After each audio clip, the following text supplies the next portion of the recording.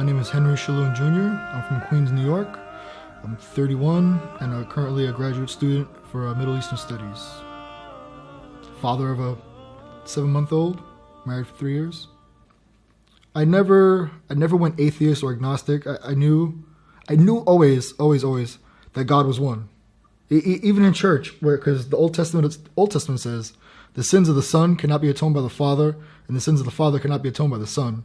So that Old Testament verse negates the Christian idea of Jesus alayhi salam dying for the sins of the world. You know? So, and even when you go to the Bible, Isa alayhi salam says, I have come to fulfill the law, not change. And while I'm here, not one period or tittle will be taken away.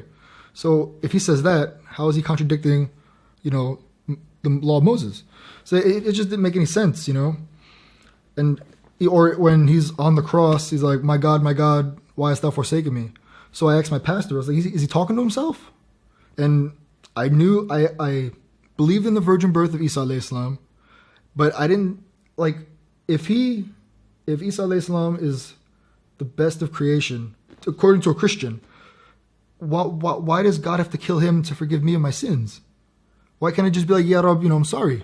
It didn't make any sense. And when I was like, how is Jesus God and the Son of God? It didn't make any sense. So you're telling me God was in the womb for 9 months, and then God was so helpless that he needed his mother to suckle on. And then 30 years later, he dies, goes to hell, because in Christian theology, Isa alayhi salam was on the cross, and during the 3 days he was in hell, because he's taking the punishment for all of us, and then he comes back and he's resurrected. It doesn't make. Why would God send himself to hell? So, and I'd be like, yeah, Pastor Carmen, if Jesus is God in the flesh, why? It just logic dictates, but it was making. And so God was dead for 3 days. Who's running the universe? I was like, who's running the universe? How am I breathing if God's dead? Oh, he came to Earth to experience what it's like to be a human. But if he's God, he knows what it's like to be a human better than I do. He created me. These stories in the Old Testament, like Prophet Lut alayhi salam, he slept with his daughters, and Daud alayhi salam, he sent the general off to die so he could marry these are prophets of God. The one that really bugged me the most was Prophet Noah alayhi salam. After the flood, the ark settled, and he got drunk and passed out nude, and then his sons saw him and were making fun of him. This is a prophet. If the prophet of God is getting drunk, why ain't I the prophet? I don't drink.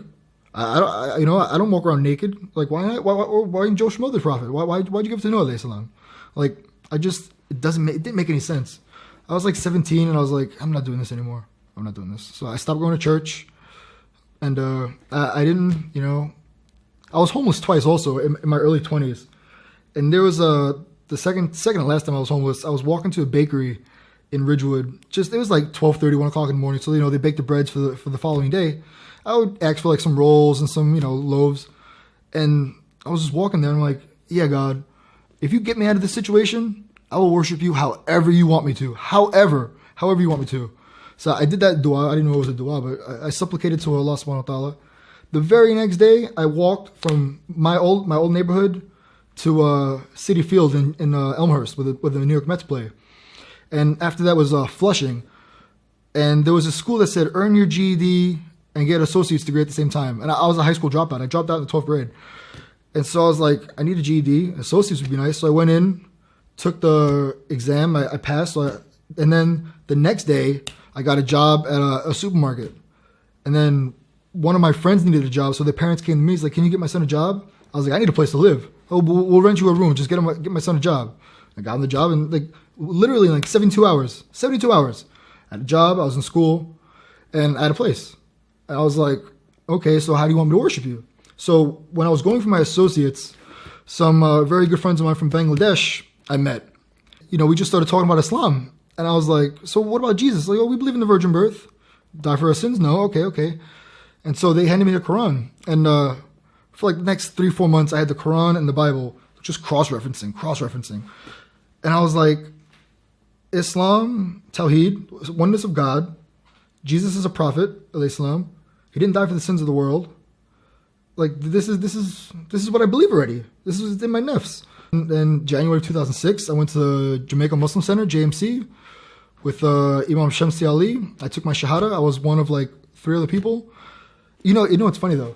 Well, when I took my Shahada, I asked about the Shia. I was like, who are the Shia? Don't worry about them. Just avoid them. Da da da. And I was like, whatever, fine. So I left the Shia thing alone. Come 2.5 years ago, I was sitting in my old, I don't even want to say it's mine, but I was in Masjid Taco in Bed-Stuy, Brooklyn, and I was waiting for the Adhan to come in, and one of the, I wouldn't even say Maulana, that's giving the man too much credit. There was somebody in there like just going off on his other brother because he had a Shia roommate. He was like, yo, they're kafirs, you can't be rooming with him, don't eat his meat, it's not halal, da da da. You know, they turn off the lights and with the women, the muta, da da da. And as he's going off, they worship Ali alayhi salam, astaghfirullah, like all these things he's rattling off. I'm like, there is no way in high heaven people actually believe that. And so what I did was, I went, not really, basically down the street, so Masjid Al Hubayt, Islamic Guidance Center, in the Atlantic Avenue by the Barclay Center. And I embedded myself at the Shia Masjid for 2 weeks.